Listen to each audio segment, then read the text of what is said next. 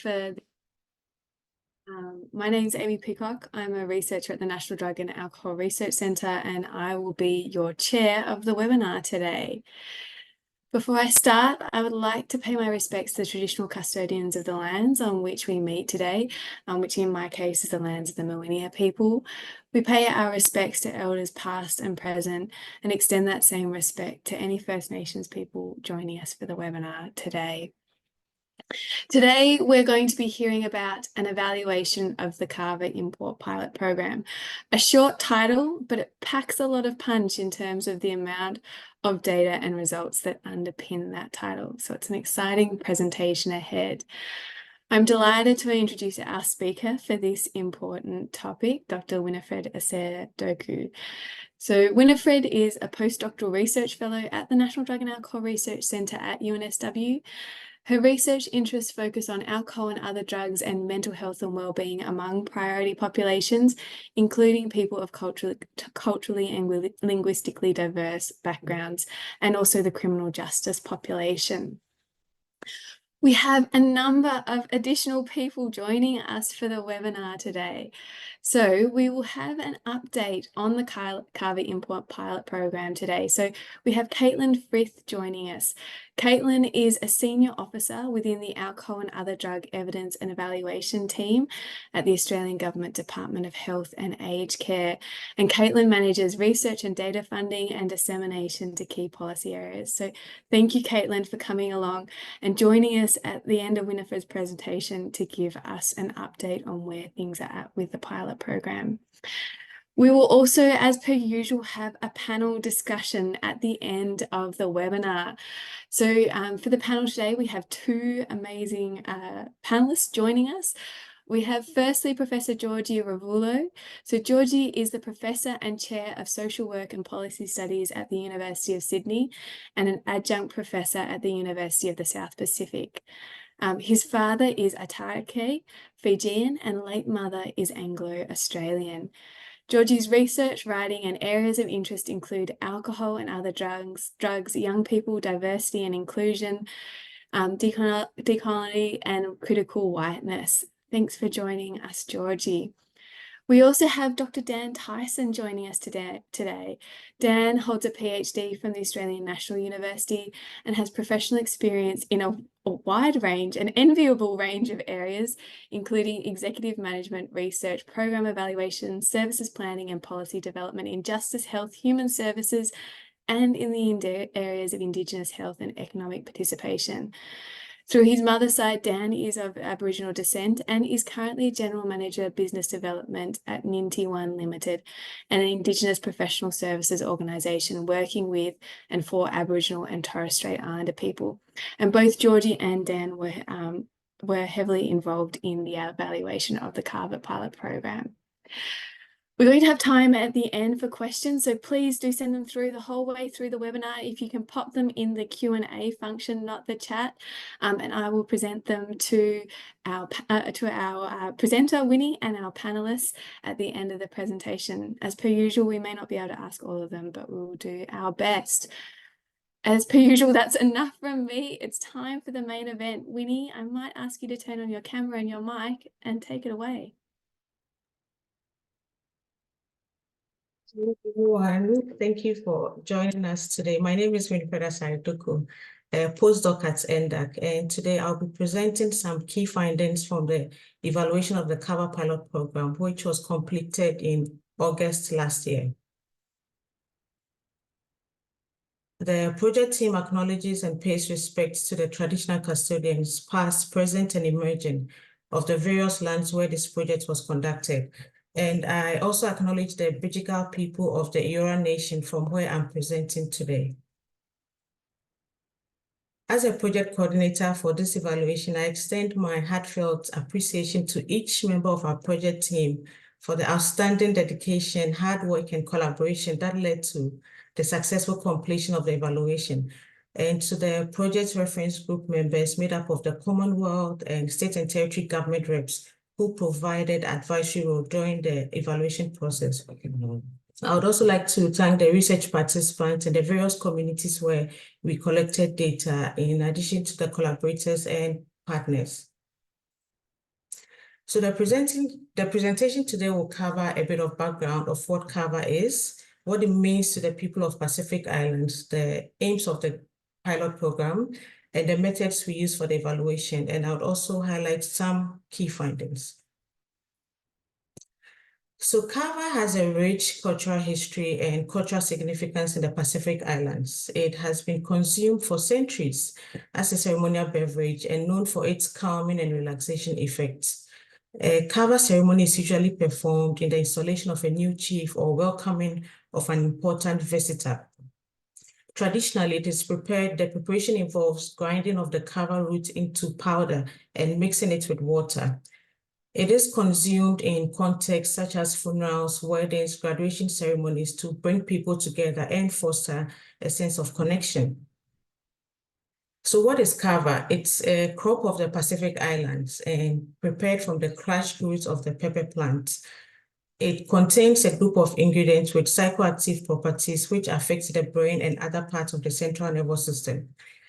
In the past, Kava has been linked with several health concerns, raising questions about its safety.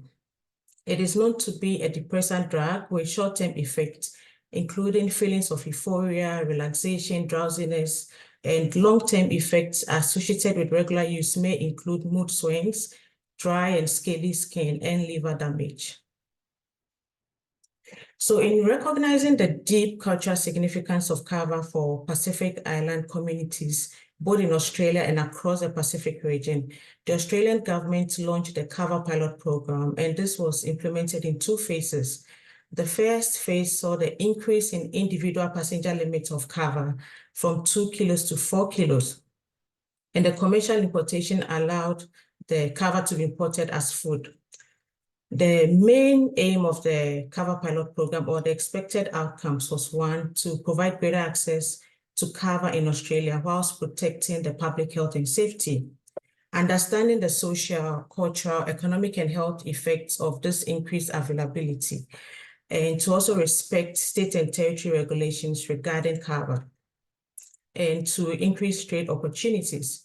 So the purpose of the evaluation was to, 1, determine the impact of the pilot program and provide information to the government on future Kava importation policy. The monitoring and evaluation was commissioned and funded by the Department of Health and Aged Care, which was led by NDAC and NT1 in collaboration with other partners. The evaluation sought to answer 8 main questions, which were derived from the aims I just talked about. And this is basically around the implementation of the pilot program, understanding the health, cultural, social, and economic impact, the commercial distribution and supply of Kava in Australia. Has the regulatory framework protected the public health, and what are some of the cost implications for the Commonwealth and state and territory governments? And also whether there are any unintended outcomes or consequences. So before I talk about the methods we use for the evaluation, I would like to highlight that the original methodology included both Aboriginal and or Torres Strait Islander communities in the Northern Territory. And this is mainly due to the historical use of Kava within the territory, and they being identified as being high risk for potential harmful Kava impact. Peak bodies and local partnership prioritized other critical issues in the territory. So Kava was not identified as a priority at the time of the evaluation. So the scope of the evaluation was then adjusted to include additional consultation with First Nations government and non-government agencies. A mixed methods approach using both quantitative and qualitative methods was used for the evaluation. We conducted a systematic review, which has now been submitted for publication, and the review looked at the use of Kava, harms, benefits, and other indicators. The PRISMA guidelines was followed, and out of about 3,000 articles that were screened, 197 were included in the final review. The qualitative methods used included focus groups and interviews. 7 focus groups were held with Pacific Islanders in New South Wales, Queensland, Northern Territory, and South Australia. Focus groups were also held with the Commonwealth and state and territory government stakeholders who were involved in some shape or form in the development or implementation of the pilot program. Interviews were held with community leaders, Pacific community leaders and elders, Pacific Island government reps in Samoa, Tonga, and Fiji. Government and non-government stakeholders such as police and health who were impacted by the pilots were also interviewed. And this group includes the First Nations government stakeholders. 20 commercial importers were interviewed, with a majority from New South Wales and Queensland. So the quantitative methods included an online community survey with 234 Pacific Islanders, and all community participants received vouchers for their time. The project team also undertook initial work to identify and secure access to a range of relevant national routinely collected data sets, and these were the data sets that were used in the evaluation. The aim of the health economics component was to conduct an economic evaluation of the Kava pilot program. So using a cost-benefit analysis, the program costs were weighed against the benefits to establish if the net benefit showed value for money in the program.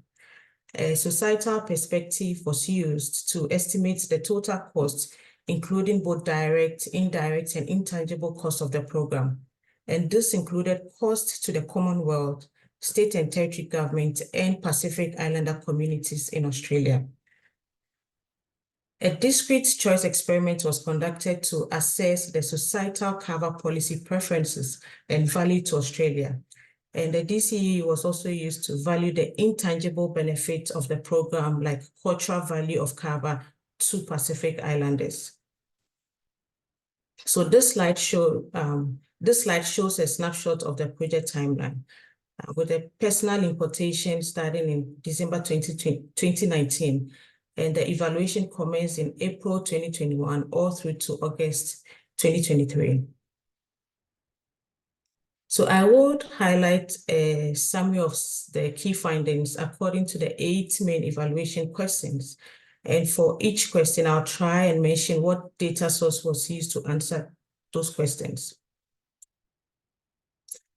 Evaluation question 1 and 2 examined the extent to which the pilot was implemented as expected and whether the outcomes have been achieved. So the community survey showed that at least 90% thought that the relaxed restrictions had a positive impact on their cultural and social connection. 91% thought that Kava is now easier to obtain under the new regulations compared to during the pandemic. 14% reported health-related reason for Kava use, and this was mainly around anxiety, using Kava to reduce anxiety symptoms.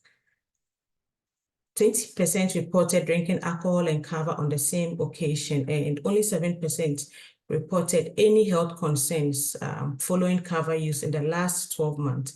And the main health concern reported was having a dry and scaly skin. Data from the focus group and interviews showed that the pilot program was widely supported across various stakeholder groups. And there was evidence that there's increased accessibility, which made Kava much more affordable than during the COVID pandemic.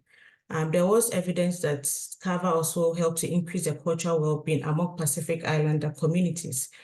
But some community members reported that they were not aware this was just a pilot program. The economic evaluation also showed a large economic benefits from trade to both Australia and the Pacific Island countries.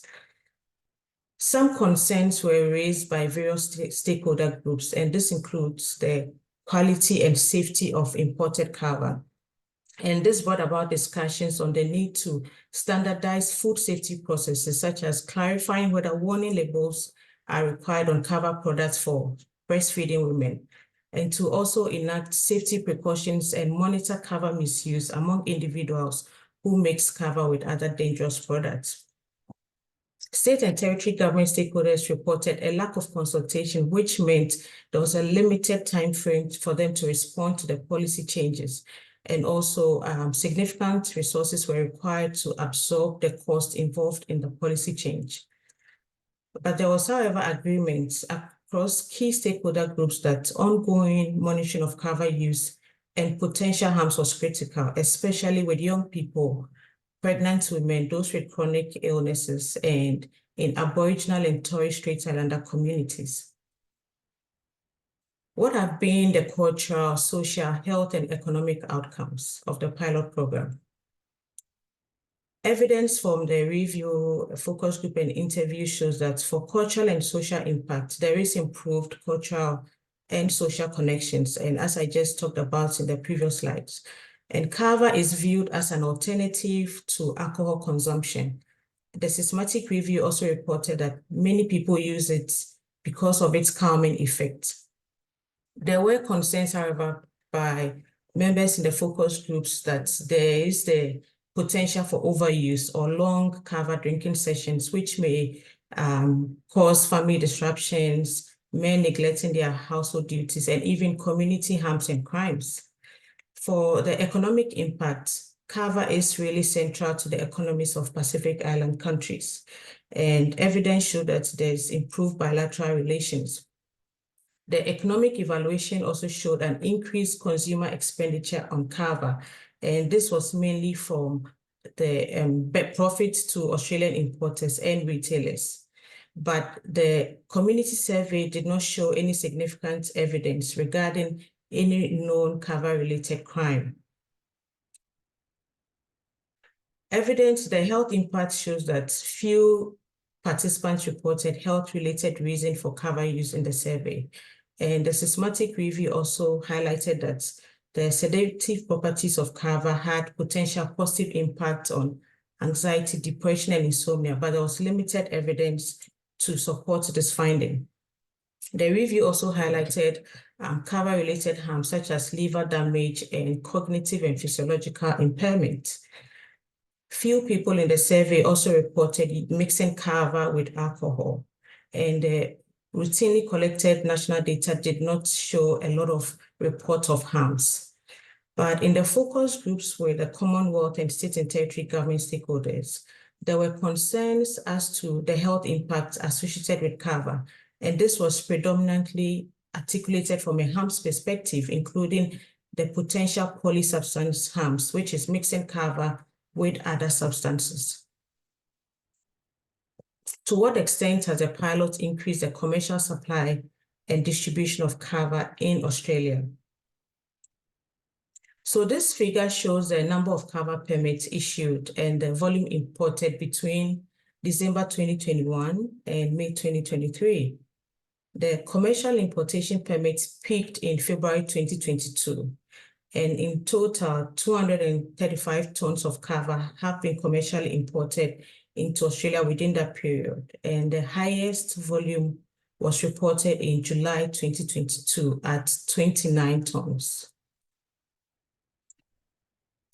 The COVID-19 pandemic significantly impacted the supply of Kava into Australia because prices reached as high as $700 per kilo.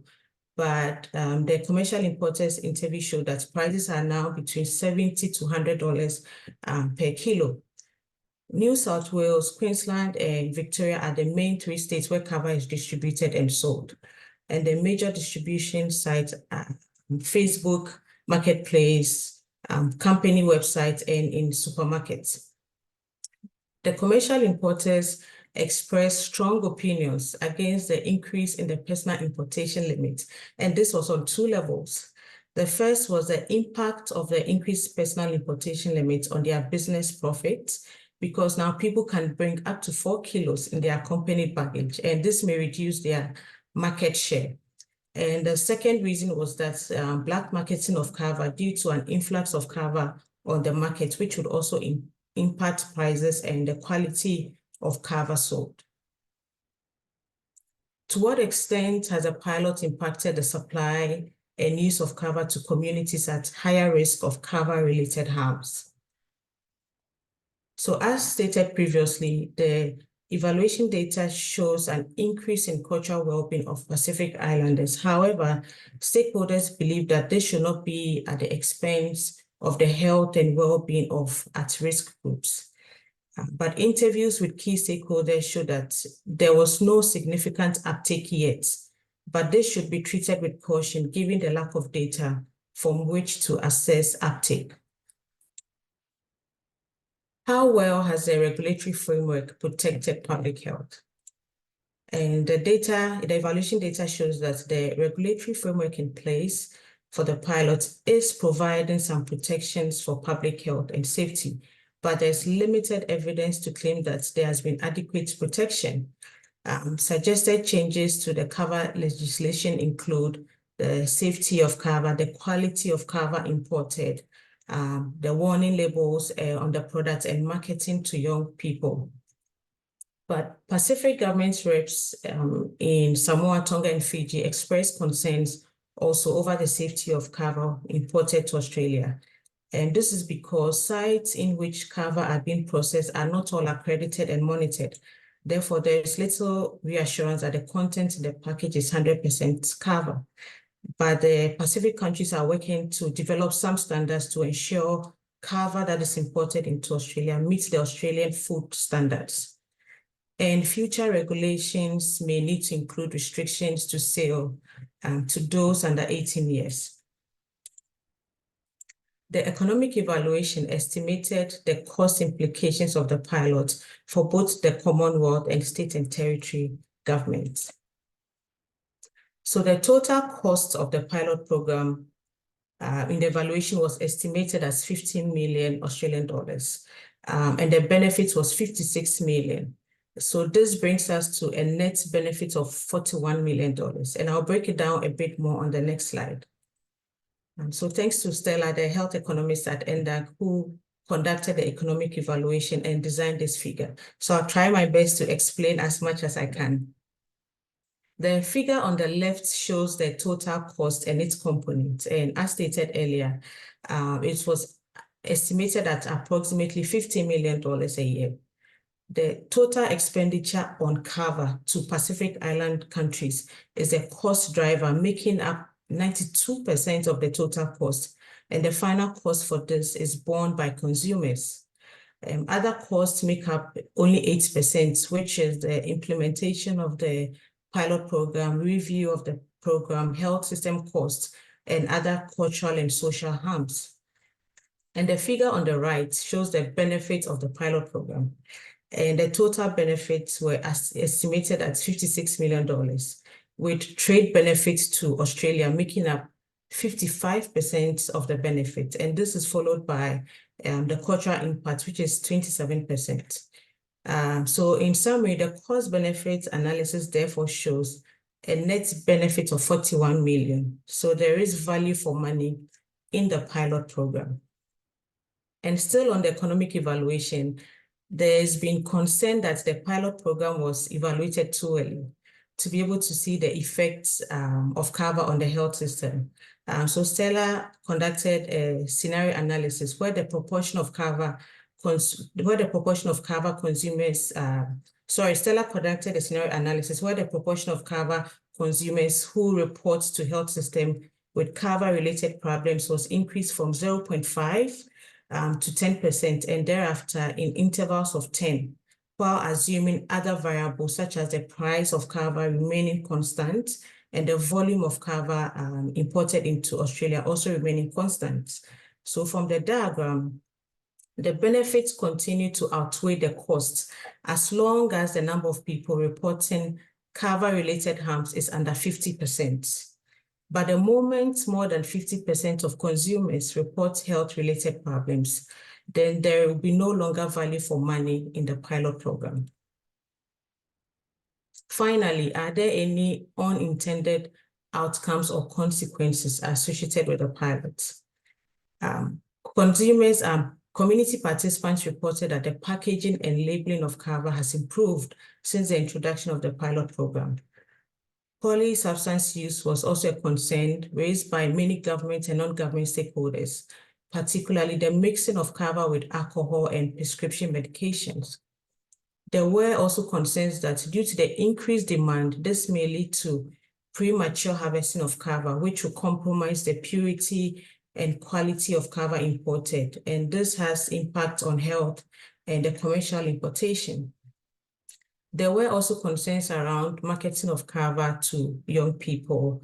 And while the Northern Territory has continued to uphold its Kava Management Act to prohibit Kava, it is likely that the territory will be impacted by the increased availability of Kava in Australia. But how this impact will play out is really not known. And there needs to be some preparatory work to respond to any potential increase in the community. Well, with the evaluation coinciding with COVID-19 travel bans, it is unlikely that there will be any substantial changes in the rates of Kava use or harms associated with the pilot program. And the data from the evaluation shows that there is not a significant uptake yet. So due to this, effort was put in to design a monitoring framework that could be adopted to track any positive or negative impact associated with Kava. And this was co-designed with the Commonwealth and state and territory government. It is not implemented yet, but once it's implemented, there will be a shared responsibility between the Commonwealth and the territories. So some limitations in the evaluation: the views of Pacific Islander people and government stakeholders are overrepresented in the evaluation. And although effort was made to involve Australian South Sea Islanders in the evaluation, their views are not captured, and this was mainly due to logistical challenges. With COVID-19 travel bans impacting importation of Kava into Australia, it is anticipated that it will take some time for the commercial market to be established and for people to have more awareness of the pilot program. And the evaluation was also conducted within a short period with data collection from June 2022 to 2023. So not enough time to examine some of these impacts. The estimation of cost and benefits that I presented earlier did not include First Nations. The intangible benefits were valued from policymaker perspective, and the discrete choice experiment was not conducted with Pacific Island communities, although their preferences were considered. So in conclusion, there is a broad support for the pilot program and its cultural, social, and economic impact of Pacific Islander people here and in the Pacific region. But looking at the expected outcomes of the program, data from the evaluation shows that there is an increase of Kava to Australia. And the benefits of this increased availability include positive impacts on cultural, social, economic, and trade outcomes. But there is inconclusive evidence on the health benefits and harms. Therefore, ongoing monitoring is required. You can scan the QR code to access the final report, and a link will be put in the chat for you to download a copy of the report too. Thank you. Huge round of applause, Winnie. Thank you so much for that very comprehensive, high-level summary of a very complicated and in-depth project. I think it's really amazing listening to you present it and being reminded of how many invested parties there were to consider in the evaluation of the pilot, and just how many domains as well, thinking about the cultural, the social, the economic, the health consequences, both those intended and unintended to consider in this evaluation. It was a complex and a large undertaking, and I'd strongly encourage people to check out the link in the chat and have a look at the report that gives so much more detail as well on what was undertaken. So again, thank you so much, Winnie. I'm now going to ask Caitlin, if Caitlin, you want to turn on your mic and your camera. Just to remind everyone, Caitlin is from the Alcohol and Other Drug Evidence and Evaluation team at the Australian Government Department of Health and Aged Care. And Caitlin's going to give us a bit of an update as to what has happened since that report has been submitted to the government. Thanks, Caitlin. Yes, thank you, Amy. And thank you for the excellent presentation, Winifred. As the project funders, my team at the Department of Health and Aged Care saw how much time and effort went into the project and producing the huge report. The evaluation is crucial to informing a recommendation to government on the future of commercial and personal Kava importation. As Winifred discussed in the presentation, the Kava pilot was implemented in 2 phases, with increases to personal importation limits implemented in 2019 and changes to commercial importation in 2021. The Kava pilot period ended on the 31st of December 2023. However, arrangements under the Kava pilot remain in place until any changes are implemented by government. There's no set date for this decision yet. However, the process to form a recommendation for next steps is currently underway. And this process is being led by the Department of Health and Aged Care's Office of Drug Control and the Department of Foreign Affairs and Trade in consultation with states, territories, and other key stakeholders. In forming a recommendation for next steps, the Australian government is considering findings highlighted by this evaluation and the importance of a monitoring framework should there be a decision for importation arrangements to continue. In particular, noting the positive social, cultural, and economic impacts of the pilot for Pacific Island communities, but as well as acknowledging the limited evidence on impacts on the Australian population, particularly and importantly for First Nations communities. In addition to the evaluation discussed today, the government also is considering findings from a concurrent evaluation project funded by the Department of Foreign Affairs and Trade. And this project was undertaken in the Pacific region by the Pacific Horticultural and Agricultural Market Access Plus, or Farmer Plus, and I think we'll be popping a link to that report in the chat for anyone interested. To summarize, the Farmer Plus evaluation focused on, thank you, on market system impacts from the pilot, changes in the distribution of benefits, and impacts on the natural environment. It found that the pilot resulted in positive changes, including increased trade between Australia and Pacific Island countries, increased income for exporters and farmers, new entrants to the Kava export market, and increased opportunities for women and youth. So just to conclude, the findings of both these international and national monitoring and evaluation projects be critical to informing recommendations to government on the future of Kava imports. I'd like to emphasise the value of this project and just on behalf of my team, congratulate Winifred and all the project team on all their hard work. Thank you so much, Caitlin, for that update. It's fantastic to hear where things are up to, and it sounds like it's a little bit of a watch this space at the moment, but that all of the evidence is being pulled together and considered in making a decision moving forward. So thank you for sharing that. We will let you jump off because we're going to jump into the panel discussion now. I'll ask Georgie and Dan if they're happy to turn on their cameras and their mics. And everyone, I would encourage you to put your questions in the chat because I've got a long list, but you don't want to hear my questions. It would be much better if the questions came from you. So let's kick off with the panel. Georgie, can I start with you? Reflections, thoughts on Winifred's presentation and as a key member of the team involved in this evaluation. So Nisa Bulavanaka and g'day everyone. Hi. I'm joining from the unceded lands of the Gadigal people of the Eora Nation. Lovely to be joining the webinar and thank you, Winifred, for the wonderful presentation, along with the collegial approach that this research project and evaluation project undertook. We as Pacific communities, there's lots of nuances that occur across the different islands. And I know that this project was ambitious to look at some of those particular variables and factors at play. And when I talk about Pacific communities in Australia, I'm talking almost like a critical mass of people that come from the Pacific and the diaspora that now resides in our country. We're a growing population here in Australia, according to the last census data. And so being able to access substances like Kava isn't just for the purpose of recreational engagement, but also socio and cultural benefits as outlined in the report. So I am really happy that this did translate from the survey and the focus groups. So we call them Palanoas, so holding space and providing opportunity for Pacific community members to come and have a collaborative conversation about what is happening. And a big shout out to Associate Professor Latiamio Sawambu from the University of Western Sydney University, who was also working with me in this particular project in supporting Pacific communities and their engagement across this evaluation. So having those Palanoas assist in us understanding the lived and living experience of Kava usage in Australia was helpful for us to then understand how do we then translate such lived and living experience in policy that is going to be helpful from a culturally safe and sustainable way.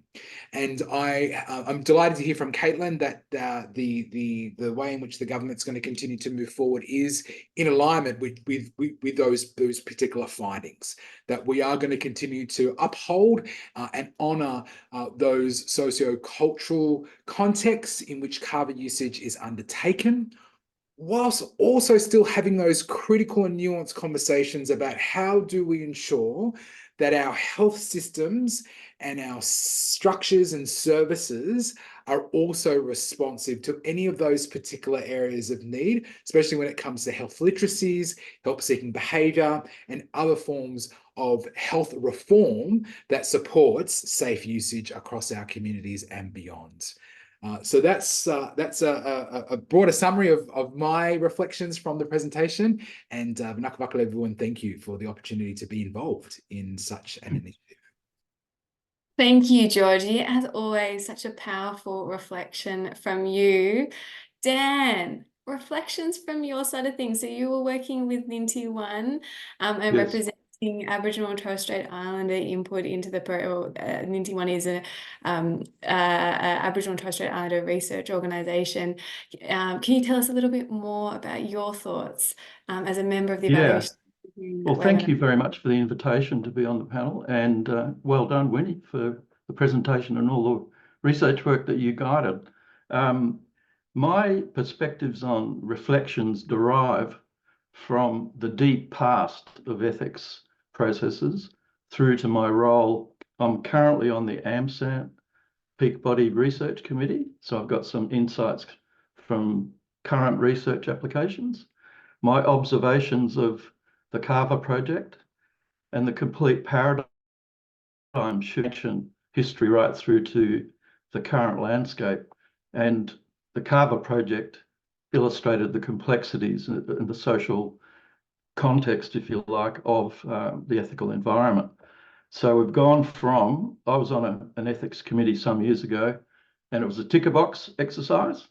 And usually there had to be a minister of religion on the panel. So that's the sort of approach that was taken some years ago.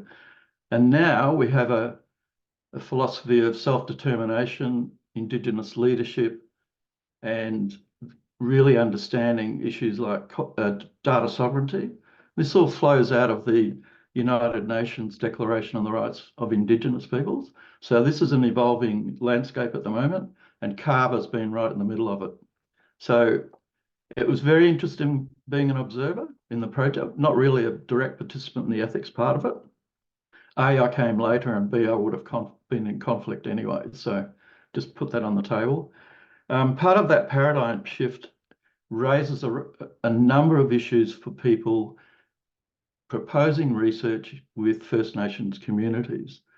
And one of the key issues is you must consult with communities before you even embark on a research, full research proposal and ethics application.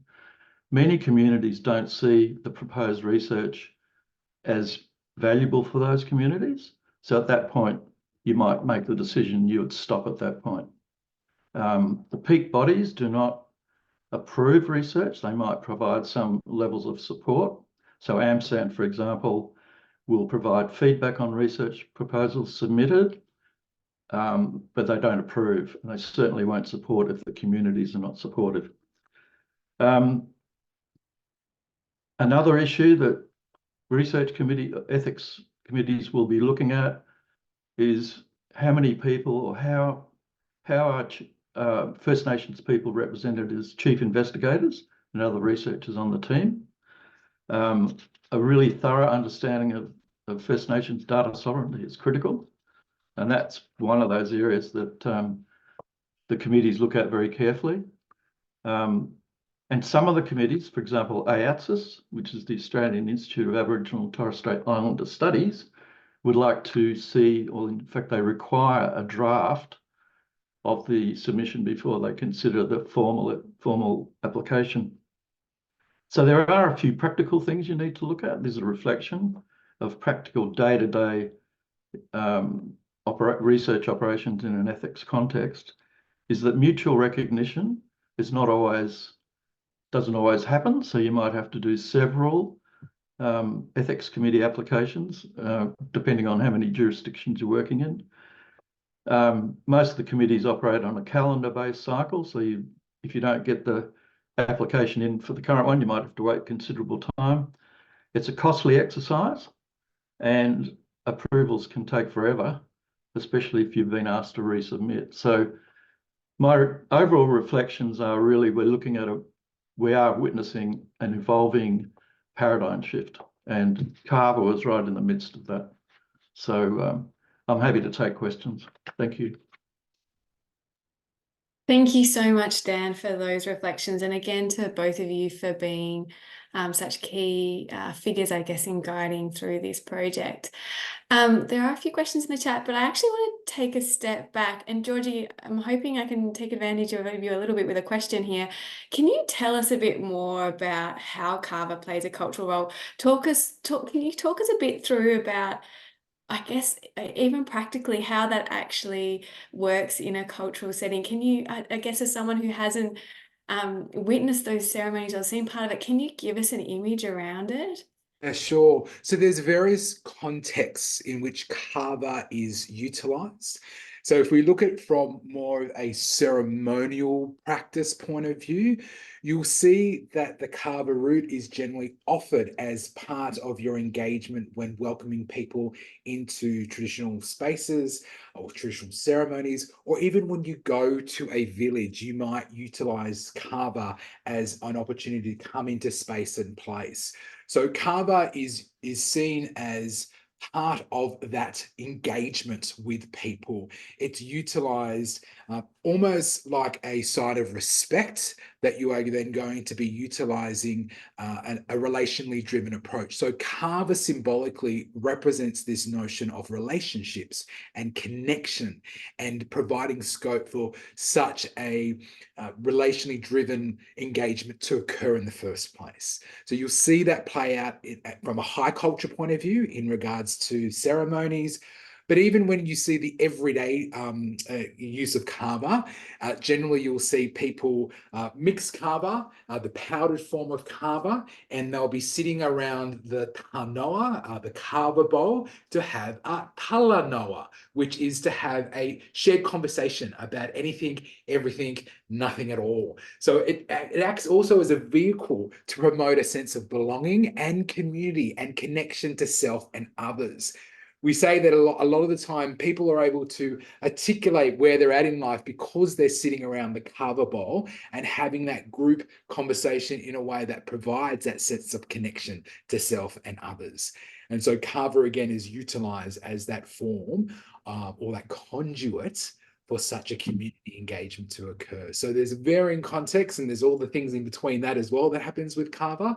But they're generally what you'll see, But the key thing again is Kava is almost like a conduit to community. Thank you for that, Georgie. I think it just paints such a beautiful picture in terms of community, as you say, community, Wonderful, connection, yeah. belonging. It's so kind of embedded, and that's fantastic. Thank you for sharing that. We do have some questions coming in the chat. One from Renee Batoon. I work in nicotine addiction, smoking and vaping. We know that smoking induces liver enzyme CYP2D6, which metabolizes Kava. In small studies we did in Fiji, we noticed that smokers use more Kava than non-smokers. Is there a risk of high use in all groups that may initiate greater health effects? And maybe if I can extend, I mean, if someone wants to comment on that specifically, but maybe that also comes to that point more broadly around polysubstance use as well. Maybe, sorry to keep putting you on the spot, maybe Georgie, I'll go to you first around that. Well, yeah, look, it again depends on the context in which Kava usage is being undertaken. But look, I've seen even from my own living experience that you might have people smoking in between the bowls of Kava. Again, we're served as when Kava is served. Generally, what happens is that people then give you the bowl of kava and you drink it all in one go. And so then everyone then has a go around the circle with the consumption. And then generally you sit around and talk, but then some people might also then smoke in between the bowls of kava. So there is a prevalence of tobacco usage, and I see that play out in different forms. Even if you look at the kava clubs in Vanuatu, similar sort of patterns where people will consume and then sort of sit around and then may also potentially consume other substances. So there is that. And again, you see that with the diaspora in Australia and New Zealand. So yes, we do need to, and that probably is another good opportunity for us to further explore some of those other areas. Is this an opportunity where I ask for money for that to happen? No, it's okay. But to explore the way in which those things play out too. Thanks for that, Georgie. And I mean, Winnie, do you want to add anything there? Not necessarily about tobacco, but I know alcohol really came up in the course of conversations around maybe people using kava instead of alcohol and so on. Can you tell us a bit more whether there were kind of concerns in that respect? Yeah, so the concerns were mostly raised in the focus groups and interviews where people mix kava with other substances. But in the community survey, I think it was only about 20% that reported using kava and alcohol at the same time. But we didn't have any, on smoking. I don't think I remember anything, but mostly alcohol was the main thing that was used at the same time. Yeah. And sorry, Renee, I think I might have stolen your question there that you had in the chat. You were talking about kava being introduced into Aboriginal or maybe Torres Strait Islanders to minimise alcohol dependence and concerns around the links between alcohol and kava. I mean, Dan, not to put you on the spot, but is there anything you would say about alcohol, kava, Aboriginal and Torres Strait Islander communities that you'd like to add? Not particularly. We had minimal direct contact with communication engagement with communities, and it was fundamentally around their expressed preferences or no preference to participate in the study. So that's one of those areas where researchers, funders, governments are all at various stages of understanding of what the processes should be. So that's why I said it was a good case study or living experience of how that landscape is changing, but no other particular comments. Yeah, thanks for that, Dan. And Georgie, you have something to add there? Yeah, to follow up on that, I think that's one of the key things that we needed to also further explore was if the powder form of kava is made available, what are some of the, again, ways in which people may understand the mixing process? So I know anecdotally also I've heard that people are encouraged, obviously, to mix the powder with water. That's the general way in which people may then get the watery form of kava. But anecdotally, I've heard that people may mix the powder with an alcoholic substance. So that rings concerns around safe usage of kava and something that needs to be further explored. So even how we create further substance or literacies around the way in which those particular substances are utilized and or can be utilized. The harm minimization approach, of course, is very important as part of those shared conversations. Just to add to what Georgie said, so that was observed in the commercial importers interviews that they had to teach people how to mix kava because people who purchased it from them didn't really know how to prepare it. So a lot of them had to take time to teach them. So I think there is an opportunity for education in that space. Yeah. Yeah, definitely. I mean, we know a lot from other illicit and illicit substances around harm reduction, as you say, Georgie, and education. And I think, some of the concerns that came up were polysubstance use, but around young people as well, with it being quite readily accessible. So, yeah, opportunities for education there. Now, Winnie, I'm sorry, there's a question around the costing, which we might need to save for Stella, but I'm going to pop it to you anyway. So thank you, John, for this question. I'm curious about the projected benefits for the project. Only listed economic benefits, whereas you found cultural and mental health benefits. So I guess what the original intent of the pilot were one of the key intended outcomes was economic benefits around the trade side of things, but cultural and mental health benefits came out too. Were these unexpected? Yeah. No, so I think I did mention somewhere in the conclusion that the cultural, social, and economic were the main impacts or the benefits of the program that was realized in the evaluation, but limited information on the health benefits and harms. So it was expected, like those were the things we're looking out for in terms of that, yeah. Great. Thank you, Winnie.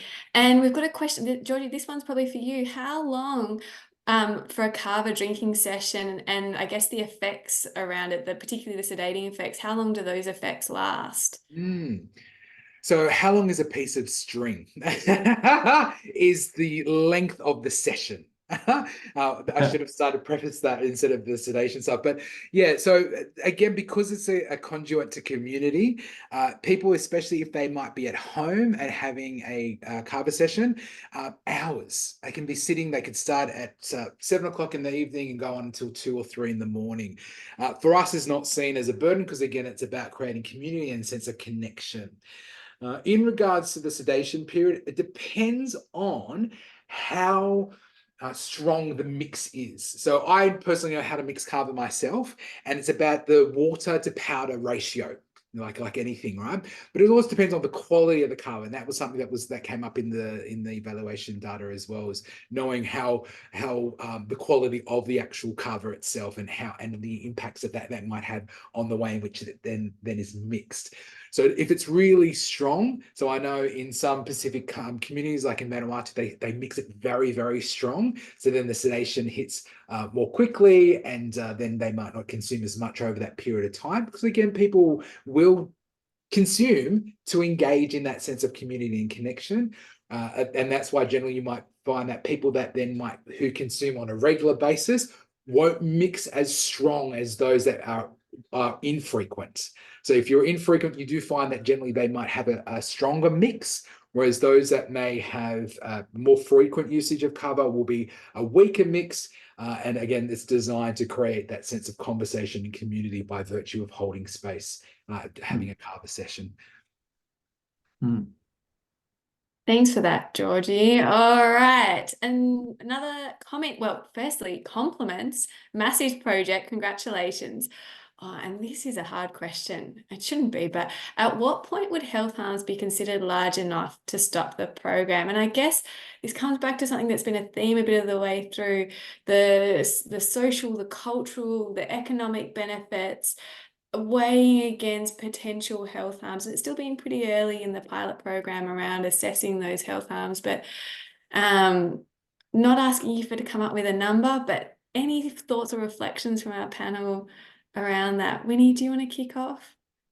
I think I agree with what you've said, and evaluation shows that when more than 50% of consumers are reporting to the health system, then there will be no value for the program. But in terms of health impacts, there is the need for more studies and ongoing monitoring to assess that. Yeah. Thanks for that, Winnie. And actually, on that topic, I'm going to ask another question, which I think all of you will like to answer, hopefully, which is, oh, and Georgie, I think it's kind of like if someone gave you $1 million to do research question. What are the next big steps for research moving forward? Like, what do you see the big gaps? If this program is, at the moment it's still continuing until we have that decision, what do we need to know? Or what processes do we need to put in place? Anyone want to kick off answering that question? I think for me, it's about the broader cycle of usage and how people engage with usage to start with. So it's the socialization of the usage of Kava itself, understanding the context in which that occurs. But then it's like what we're saying, it's about the education that goes behind safe usage, ensuring that we're promoting a harm minimization approach, but we're also demystifying the way in which Kava is understood more broadly in Australian society. So I think there's still this exotic context in which Kava is perceived, even by health clinicians and practitioners in the sector more broadly. So I think we need to spend time on translating some of those particular areas of knowledge associated with these particular areas of usage across different settings, including practice, policy, and the way in which we, again, navigate and negotiate such a substance in the context of socio and cultural benefits.